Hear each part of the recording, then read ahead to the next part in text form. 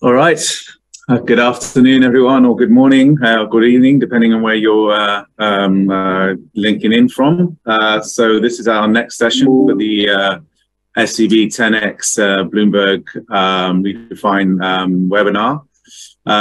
This session, we have Mathias Imbach, the Group CEO and co-founder of Sygnum. My name is Dimitriou. I'm the General Counsel and Chief Compliance Officer at GSG. And the session today will be on crypto's evolving trust paradigm, bridging the gap from TradFi to DeFi with Mathias from Sygnum.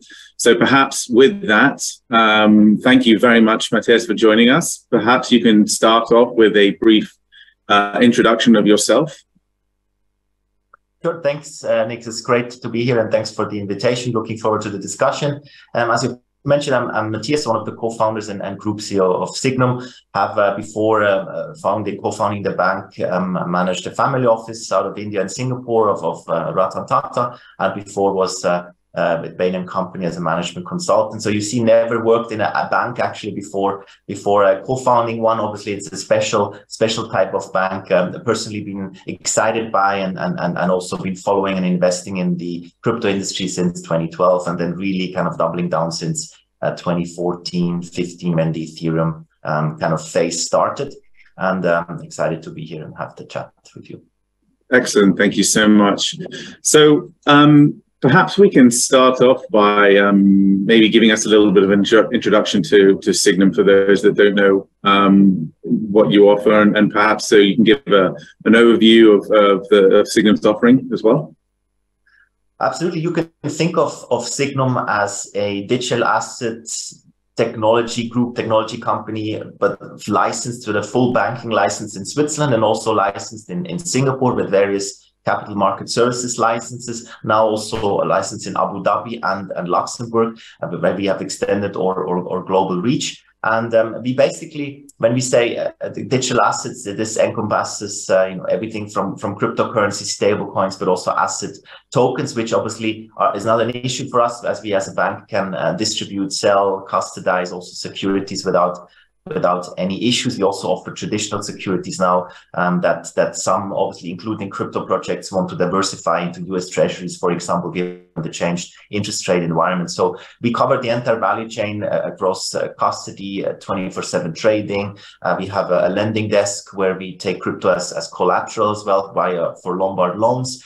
And we have various asset management products, from venture funds to funds of funds to actively managed certificates, ETPs that are listed also on the Swiss and German stock exchange. And we focus that offering to the institutional clients, accredited private investors, and also banks that for which we have a technology platform that can basically latch onto without losing the customer interaction and relationship, but leveraging our technology. Excellent. Thank you. Sounds like you guys are doing a lot. So you briefly mentioned there your Swiss banking and securities dealer license in Switzerland, and also the series of capital market services license here in Singapore, including fund management, dealing securities, and collective investment schemes, and custodial services, and also advising corporate finance.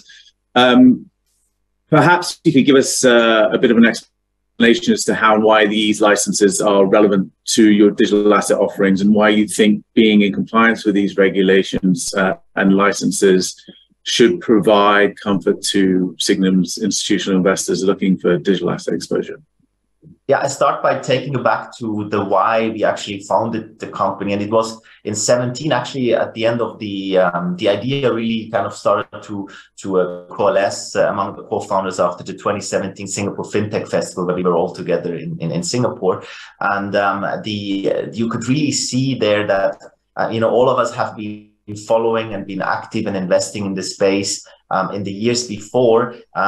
It was during that ICO hype cycle, and where basically it became clear that on the one hand side, this technology is amazing in terms of creating a values layer on top of the Internet of Information, but it was a bit detached from reality at times, and also had a huge trust issue then. I would say even in some sense even more than now. And so we felt future has heritage. We need to accept that if we want to build future finance, a more decentralized financial market infrastructure, we need to accept that the heritage of all the lessons learned, particularly in financial services when it comes to regulation and regulatory compliance. And so we wanted to bridge these two worlds. So we said we will do this, but only once we are a fully licensed entity. So we didn't do a single transaction or any business before we were a fully licensed bank and also capital market service licensed in Singapore. And what that really does is it provides that element of, again, accepting that future as heritage, and that regulatory compliance is the only way that we can really foster true institutional adoption. So that is has always been driving us. And I think the events, particularly of last year, have shown that it's needed. And why does it help us? It helps us because everything we do is fully audited. Crypto assets are, of course, never commingled with our own balance sheet. Crypto assets held with Sygnum are fully off balance sheet. So whatever happens to the entity Sygnum, the assets remain in the client's assets. So this is kind of the regulatory setup and the technical setup, fully segregated down on the blockchain, etc. These are elements that obviously provide trust to clients in an environment where analyzing your counterparty and whom you're doing business with has become extremely important after, FTX, etc. And particularly those that are managing third-party money, for those it's not even a consideration anymore. It's becoming increasingly a requirement to have such a setup with such counterparties. And so that has also led to significant growth for us over the last few months in an environment which has not been easy, of course, for the industry overall. Of course.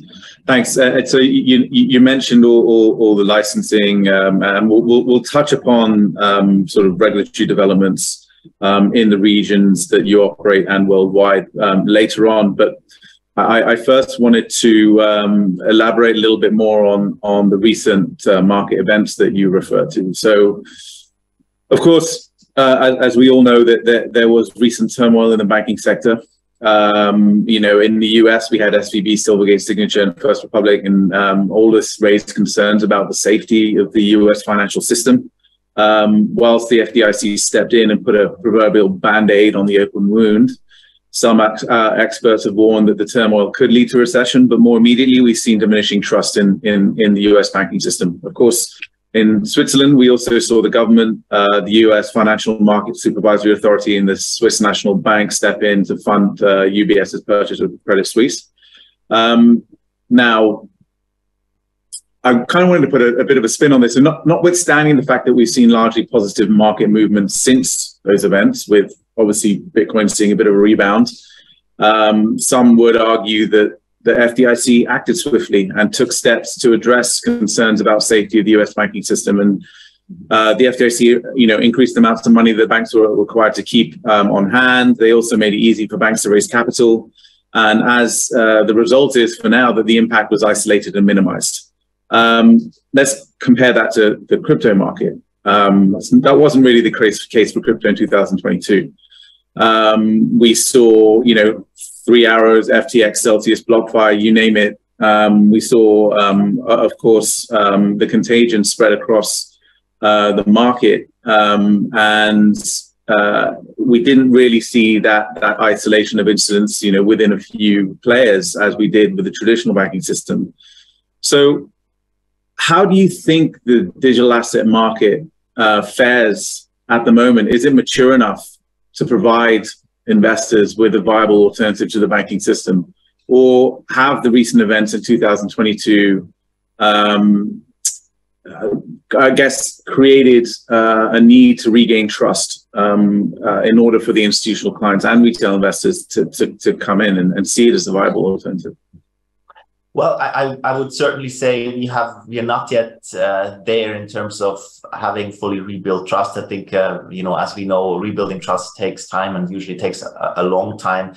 And I think, also if you compare the overall size of crypto versus, the financial systems and what has happened in the US and traditional finance, is obviously minuscule. So in that sense, the effect, even though for those in the industry, they have probably felt or have felt massive for the overall financial stability and system, it has not been super relevant, apart from obviously very painful for many smaller and particularly retail investors. And hence also that's why governments and regulators are stepping in hard now. So I would say, one, there's significant further need to rebuild trust.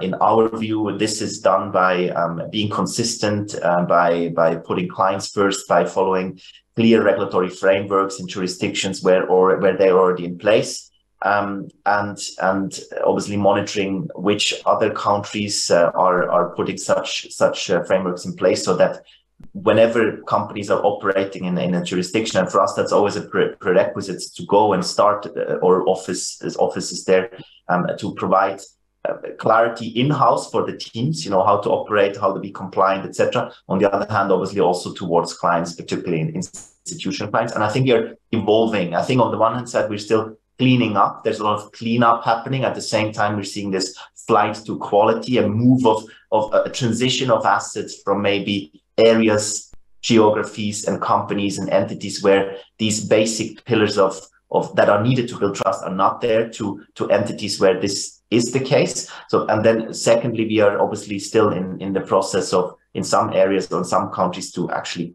create the level playing field and the rules, which will then lead to, hopefully in the future, more adoption. And maybe one more comment around your initial comments around the financial, turmoil in the US and also Switzerland, but in the US in particular, yes. I think it's obvious that an industry which has been regulated and tightly knit with government, Fed, etc. for many years, that obviously their contagion can be, avoided with much more tools than in a very nascent industry, which has been largely unregulated and certainly not been backed by governments and or central banks. So in that sense, I think it's not surprising. However, if you go a bit deeper and really look at what it basically means, what the FDIC has done, and also, Yellen and co, in terms of standing there and just saying your deposits are safe. I mean, it's also a bit scary, right? Because if you do the math, what it really means, then, very fast you will realize that it's actually not possible to do that if real contagion were to happen.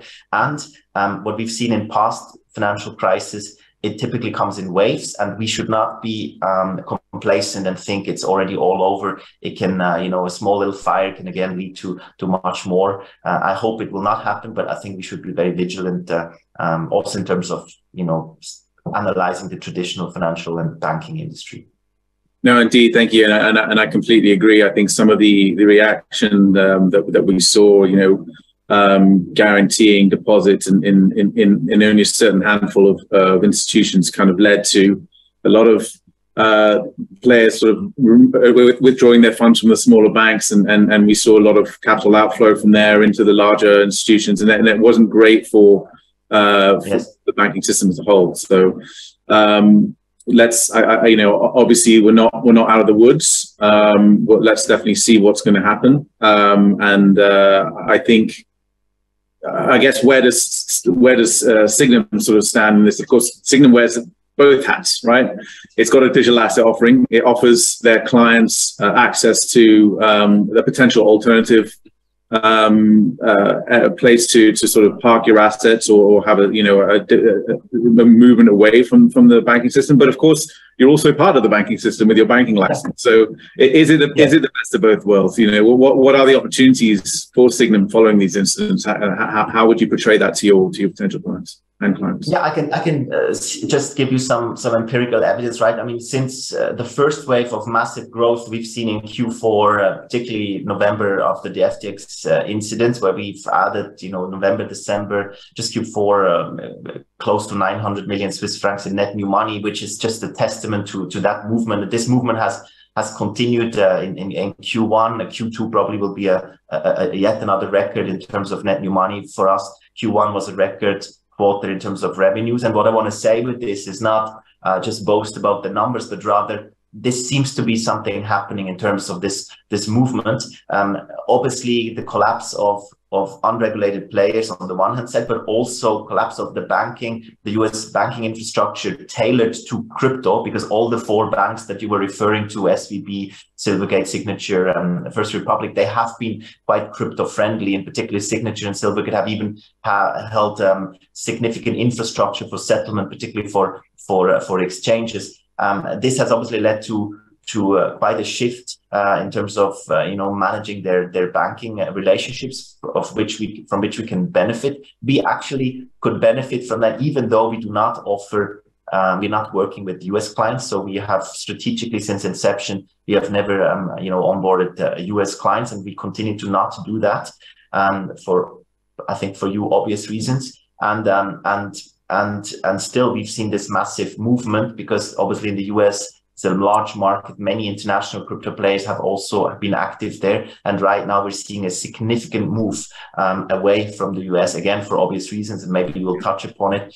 Some of it has been instant, but now I think we're also seeing or starting to see a structural, more mid to long-term movement, right? With even changing headquarters and et cetera, that is starting to emerge. Yeah, indeed, and I think everyone in the industry that was using either Silvergate or Signature can attest to how much of a scramble it's been for many to find new banking partners, and there has been a lot of discussion around exposure to the US and perhaps a bit of a diversification of geographic exposure as well. But the fact of the matter is trust is still at a premium. You mentioned that earlier on, and I think there's been a discussion around whether you can rely on the one single counterparty for the whole sort of trade life cycle. Or whether you need to deal with multiple counterparties in order to mitigate the risk. What is Sygnum's strategy for building trust, and what message can you give to your clients with respect to that trust premium and how important it is for you and your clients and your stakeholders? So first, I would say that if large clients, crypto foundations with hundreds of millions or billions of assets, I think for them it goes without saying that risk diversification, counterparty diversification, both in terms of entities but also geographies, just makes sense in many ways. It's a must. And it's no different than how traditional large institutions and corporates are managing their treasury and their asset. And I think what happened last year certainly also led to this being much more conscious, everyone being much more conscious in the crypto industry that this is relevant and important, of course, the counterparty analysis. So, again, how we are building trust and what we see is important to clients is really that clear message, how we're set up, what actually happens with their assets, that there's no commingling with our assets, that obviously it's not just us saying it, that there's audits, there's ISAE reports, certifications, there's pen testing, etc., for infrastructure on a continuous basis, things like that. Just again, what is typical for operational and financial due diligence in the traditional space, a lot of these tools are now actually applied one-on-one in the same manner to this new industry. And I think that is one way of building trust. And then for us, the biggest trust factor or how we are growing is actually referrals. I mean, to build trust for us, the biggest, the most important tool is if our clients talk to prospects and just tell them what we do. And so this is our key growth engine that we can rely on and also obviously want to foster with. Excellent, thank you for that. So let's dive into regulations. A lot of people's favorite topic, and as a chief compliance officer, one of my favorite topics as well. We've seen a lot of change in attitudes from regulators. Obviously in the US, we've got the SEC on a bit of a tear with their very seeming regulation by enforcement type activity. We've seen a bit of a shift between seesawing between Singapore and Hong Kong with respect to the regulators' attitude towards crypto, digital assets, and in particular exposure to retail investors. We have seen a bit of an uptick of regulatory activity in the UAE. We've seen what I think is the first ever startup regulator in VARA, and continuation of activity in VARA in onshore UAE, as well as in ADGM. What is your view on the current regulatory environments in the regions that you're currently operating, and maybe also touch upon some of the regions that you're keeping an eye on in terms of where you think regulation is developing quite, favorably, and where you may consider setting up, and what should others be thinking about when they look at the regulatory environment globally as well? Yes, that's a good question. I'll start by answering the last part of your question. I think what you have not referred to, but I think is very relevant, is the EU with the MiCA, right? That has been will be put into effect. And for us, this is a key area where we are now, looking how to deal with this and how to set up. We have decided last year to go via Luxembourg for now, where we also licensed now already. But obviously now there will be this evolution into the MiCA framework, and that will be key for crypto players given the market size. And we are very happy to see that there seem to be clear rules. Of course, in an environment like this, the last amendments, etc., could be considered in some sense also overshooting on the basis of fear, given what has happened, right, in the interest of protecting investors. But I think we've seen that in other markets as well. I think it's just the reaction that happens. If A happens and all these scandals, then what can we expect? So we have to go through that pain. Sometimes also things that probably really do not make sense, also in terms of compliance, etc. But to some sense, I have some sympathy for where regulators and policymakers are coming from, given what has happened. So for us, the EU is important. Also UK, we're looking at, where there's also a bit of they on the one hand side want to do something to creating frameworks, but there's quite some pushback also from various politicians in terms of we have to be stricter, or should we regulate it as gambling, etc. was a recent news, right, in the FT. So that market we're also watching. But in terms of the markets we're at, I mean, we're very comfortable in Switzerland. I mean, we're operating here as a fully licensed bank since 2019. We know what we're allowed to do, what not, what the policies are, the frameworks. We have also legal certainty from a legal side with the DLT law in terms of security token trading, etc. So we're very comfortable here. In Singapore as well, even though you hinted at it, right? It has been on the back of last year. I think they've taken a bit of okay, now we need to review, we need to come up with potentially additional frameworks and safeguards, and then kind of we move ahead again. I think it's a bit of taking a bit of a break, learn, and then readjust, and then move ahead kind of attitude we're sensing in Singapore. And Hong Kong, you were obviously right, massive push towards crypto seems to be endorsed also, by mainland China. And there, I think in June, we'll see what happens, right? In June 1st, licensing for retail access to crypto will restart, let's call it. And that will be interesting to see. We are certainly also looking at that market. UAE is special. We are licensed in ADGM. We've just launched a few months ago. And I've actually just spent weeks there 2 weeks ago. It's extremely dynamic, lots of discussions, but I also think we have to give it some time, right? What will really materialize and what is marketing, etc. So there we are a bit kind of cautious and just take it step by step. Yeah, I mean, the UAE is very interesting, especially when it comes to its regulatory environment and the different sort of regions. You've got you've got VARA, the DWF, the ADGM, the FSRA. You've got DIFC with the DFSA, and then you've got the central bank and ESCA. There's so many things going on, and we went there back in January, February, and it was really interesting to see how buoyant everyone was in the UAE when it came to digital assets in particular. when we were speaking to some of the regulators, they were also very enthusiastic. And the central bank is clearly, has this mandate to be more crypto friendly. What was it about the ADGM that led you to choose that regime over the others? So it was very clear. We felt there's the clearest framework in place that provides clarity. It felt like similar to what we're used to. We felt at that time when we took the decision in Dubai and some VARA was not even really in place when we took the decision, but the others that they're referring to is just when you really look at what is now the licensing, what are really the requirements, right? In terms of that, you can then put in place proper policies and really, set up the teams, etc.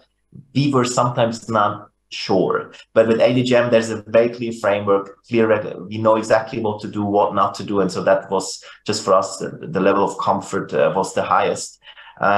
The challenge that the UAE has is obviously the list, let's call it, right? The grey list, new grey list probably will be in November. I think will be added to the FATF grey list likely. So that is a challenge also for us, obviously, in kind of because it increases the risk. So that is something that is certainly a watch out. And I think they're also, now that this has happened, will certainly keep that in mind as they're also pushing forward on the regulatory front in crypto. So this is something for all the crypto players to keep in mind as we progress. Well. Indeed. So we don't have much time left, but maybe we can, before we end the session, touch upon I guess the trends of institutional investors. How perhaps it's evolved since 2022. Obviously, in 2022, there was a huge amount of leverage, huge amount of activity in the lending markets, and quite a bit of DeFi activities. That has kind of subsided somewhat. Is that what you're seeing? What trends are you seeing? Do you think these trends will come back? And how are you differentiating yourselves with others that offer similar products? Yes, so on the lending, absolutely. Obviously, lots of leverage is out of the system. We do feel, however, and it's just funny, before this talk, we actually just had a session about this. We do see now starting this activity to pick up again a little bit. So this was not the case in the last few months, but it starts. Just find it interesting. Otherwise, obviously, big trends are, or particularly the largest clients on our platform, is really to have a more holistic portfolio view and actually wanting to diversify the holdings. And for example, I'm giving you an extreme example, not just holding Bitcoin, but creating a portfolio of Bitcoin, hedge the beta exposure with some options, which we also offer, which I forgot to mention, and then maybe even diversify some in US Treasury. So adding the yield component on the lower risk end of the scale. So that kind of it's a kind of a professionalization of the treasury management of larger crypto players is certainly a key trend that we're seeing. Second trend is that banks from the traditional side have not stopped their projects and are actually, those who have taken the strategic decision are really delivering on it in terms of integrating, creating APIs into their core banking system, their applications. We are now working with 17 banks. And had you asked me last year at the contractual stage, etc., would they really follow through and actually do it? I would have said probably many will take a step back and wait. And this has not really happened. So they do not push it towards the clients very, very strongly yet. I think they're waiting for that moment, right? But they're integrating, they want to get ready. So that is I found also quite an interesting trend. And lastly, let's touch upon asset tokenization. Is this something that you're seeing a lot of activity on? The answer is no. Okay. I just the adoption is slow, and I've been talking about this for 4 or 5 years, and I've always felt at some point will be the inflection point. It has not yet happened. I still think it will happen. We've just yesterday announced that we closed the first cycle of we tokenized the Picasso, and then we sold it after a bit more than a year at a 20% return to 60 people. So that is these are cool things that show that it works, that can be traded, and now also that the money can be made. but it is, I think, globally and also on our platform and in our revenue mix, a smaller part. Okay, thanks very much. Well, thank you so much, Mathias, for coming on and speaking with us. It's been a really, really insightful session. And thank you also to SCB, Connect, and Bloomberg for co-hosting the event. I hope everyone's enjoyed it. And thank you very much. And we'll let you all pass on to your next session. Thank you all. Thank you.